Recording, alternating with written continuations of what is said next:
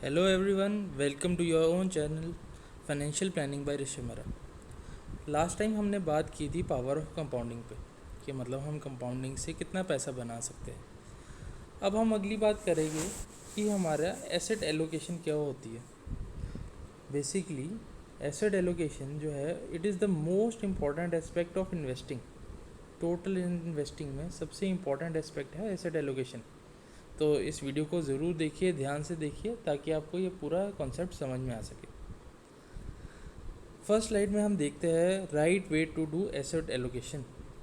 हम जो अपना पैसा लगा रहे हैं मार्केट में या इन्वेस्ट कर रहे हैं, अब उसका जो है हम अलग अलग जगहों पे लगा सकते हैं, अलग अलग एसेट्स में लगा सकते हैं।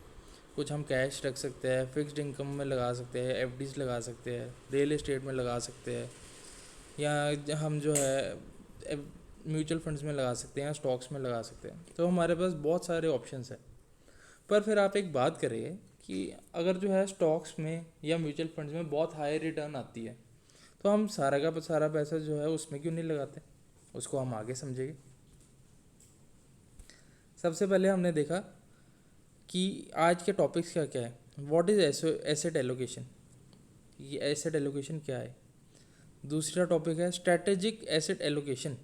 तीसरा है टैक्टिकल एसेट एलोकेशन। और लास्ट में हम डिस्कस करेंगे इसके रिलेटेड कुछ यूजफुल टिप्स एंड स्ट्रेटजीज। सबसे पहले हमने देखते हैं कि हमें एसेट एलोकेशन क्यों ज़रूरी है। अब हमारे पास डाटा है 2013 से लेकर 2020 तक। अब इसमें जो है हमने क्या क्या डिस्कस किया है, हमारे पास 4-5 तरीके के जो है एसेट्स है। पहला है यूएस इक्विटी, दूसरा है कैश, तीसरा है डेट, डेट इंस्ट्रूमेंट्स जैसे एफडीज हो गया, चौथा है इंडियन इक्विटीज स्टॉक्स, और पांचवा है गोल्ड, चाहे वो फिजिकल हो या डिजिटल हो। अब हम हर साल में क्या देखते हैं कि जो बेस्ट परफॉर्मिंग एसेट है वो डिफरेंट है। कुछ 2013 में यूएस इक्विटी है, 14 में इंडियन इक्विटी है, 15 में डेट है, 16 में फिर डेट है, 17 में इंडियन इक्विटी है, फिर कैश है, फिर यूएस इक्विटी है, फिर गोल्ड है। इससे हमें क्या पता लगता है कि हर साल जो बेस्ट परफॉर्मिंग एसेट है वो डिफरेंट होता है, चाहे वो गोल्ड है, कैश है, इंडियन इक्विटी है। इसका मतलब हम कभी भी अपना रिटर्न जो है वो एक एसेट पे डिपेंडेंट नहीं रख सकते। ओके, अब हम डिस्कस करते हैं एसेट एलोकेशन क्या होती है। Basically asset allocation is the implementation of an investment strategy that attempts to balance risk versus reward by adjusting the percentage of each asset in an investment portfolio according to the investor's risk tolerance, goals and investment time frame। हमारे risk tolerance और हमारा investment time frame के according जो है हमारी asset allocation हर चीज़ में जो है बदलती रहनी चाहिए विद टाइम। इसको हम आगे एग्जांपल के साथ समझेंगे। अब हम इसमें देख रहे हैं कि रिस्क टू रिवॉर्ड रेशो हर चीज़ में कैसे ऐसे, जैसे कैश है उसमें रिस्क भी कम है और रिटर्न भी कम है। फिक्स्ड एसेट में थोड़ी रिस्क ज़्यादा है पर रिटर्न भी ज़्यादा है। उसी तरीके से हम देखते हैं जैसे डायरेक्ट स्टॉक्स है, अब रिस्क भी बहुत ज़्यादा है और रिटर्न भी बहुत ज़्यादा है। अब इस पूरी जो है हमारा सिचुएशन में हमें सोचना पड़ेगा कि हमारी रिस्क टॉलरेंस क्या है, हम कहाँ तक रिस्क ले सकते हैं, और उसी अकॉर्डिंग जो है हम उस एसेट को चूज़ करते हैं। हमारा बेसिकली मोटिव क्या होना चाहिए इन्वेस्टमेंट का कि रिस्क कम से कम रहे और रिटर्न मैक्सिमम टू मैक्सिमम। अब हम बात करते हैं कि ये इसको हम कैसे बैलेंस करेंगे।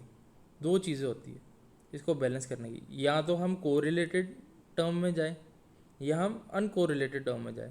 इसको हम एग्जांपल से सर्च करेंगे। अब ये जो है अनकोरिलेटेड है, निफ्टी वर्सेस गोल्ड, एक स्टॉक है एक गोल्ड है।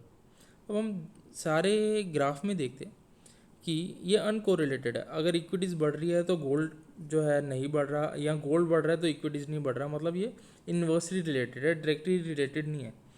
अगर हम इन दोनों में इन्वेस्ट करेंगे तो जब हमारी इक्विटीज़ नीचे आएगी तो हमारा गोल्ड का प्राइस ऊपर जाएगा, तो हमारा रिटर्न बनी रहेगी पोर्टफोलियो में। हमारा रिटर्न जो है कम हो जाएगी पर नेगेटिव में नहीं जाएगी, कंसिस्टेंसी बनी रहेगी। अब रिलेटेड में हम करें तो Nifty 100 versus Nifty mid cap versus Nifty small cap. अब हम देखते हैं ये तीनों कोरिलेटेड है, सिर्फ फ़र्क ये है कि परसेंटेज ऊपर नीचे हो सकती है। मतलब अगर निफ्टी ऊपर जा रहा है तो मिड कैप भी ऊपर जाएगा, स्मॉल कैप भी ऊपर जाएगा, और अगर नीचे जा रहा है तो तीनों चीज़ें नीचे जा रही हैं। इसमें हमारा रिस्क बहुत ज़्यादा हो जाता है कि हमारा अगर ऊपर जाएगा तो सब ऊपर जा रहा है, सारा नीचे जा रहा है तो पूरा ही नीचे जाएगा। कंसिस्टेंसी जो है कम हो जाएगी हमारी।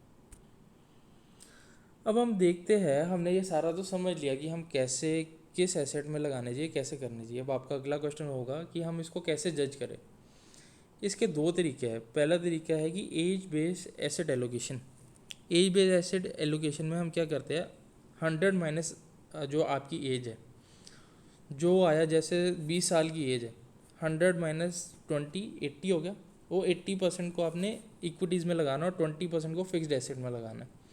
जैसे जैसे हमारी एज बढ़ती जाएगी हमारी रिस्क टेकिंग कैपेसिटी कम होती जाएगी और हमारा पैसा जो है फिक्स्ड इनकम में शिफ्ट होता जाता है। जैसे 75 में सिर्फ 25% इक्विटी में रहेगा, बाकी 75% जो है वो फिक्स्ड इनकम में चले जाता है। दूसरा है हमारी रिस्क टॉलरेंस के हिसाब से हम पैसा लगाते हैं। अब ये पैरामीटर्स है 5 parameters: low, medium, medium and high risk tolerance.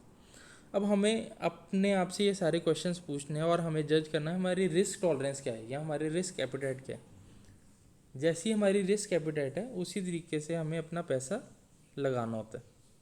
अगर हमारी रिस्क टॉलरेंस हाई है तो जो है हम अपना ज़्यादा पैसा जो है रिस्की एसेट मतलब डायरेक्ट स्टॉक्स में लगा सकते हैं।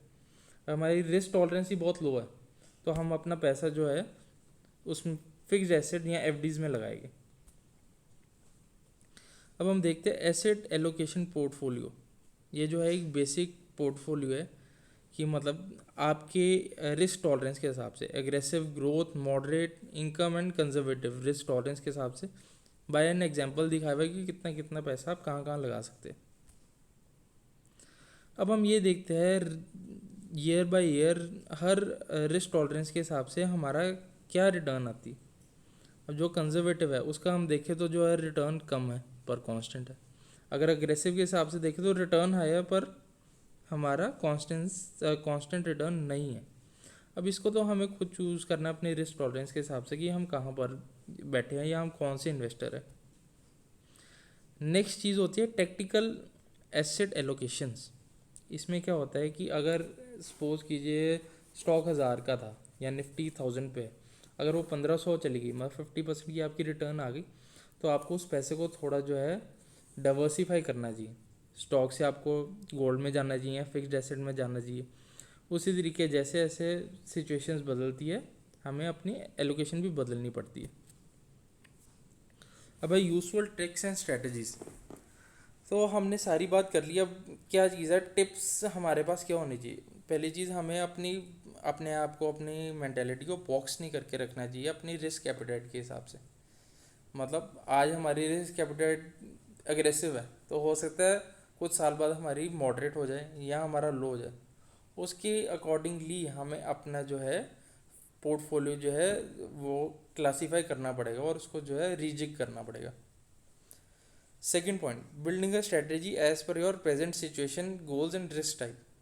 आपका गोल घर खरीदना हो सकता है, आपका गोल गाड़ी खरीदना हो सकता है, आपका गोल रिटायरमेंट हो सकता है। तो हर गोल के लिए आपकी अलग अलग स्ट्रेटेजी होनी चाहिए और अलग अलग फंड एलोकेशंस होनी चाहिए। Third cheese, allocate asset differently for different goals. आपको गाड़ी खरीदनी है अगले 2 साल में तो आपका जो है लो रिस्क में जाएगी, आप डेट इंस्ट्रूमेंट्स में जाएंगे। अगर आपको रिटायरमेंट के लिए प्लानिंग करनी है अगले 40 साल के लिए तो आप हाई रिस्क भी ले सकते हैं। तो उस तरीके से जो है हमें अपना पैसा जो है अलग एसेट्स में इन्वेस्ट करना पड़ता है। Thank you guys. अगर आपको ये वीडियो अच्छी लगी तो प्लीज़ लाइक, शेयर, कमेंट और सब्सक्राइब ज़रूर कीजिए।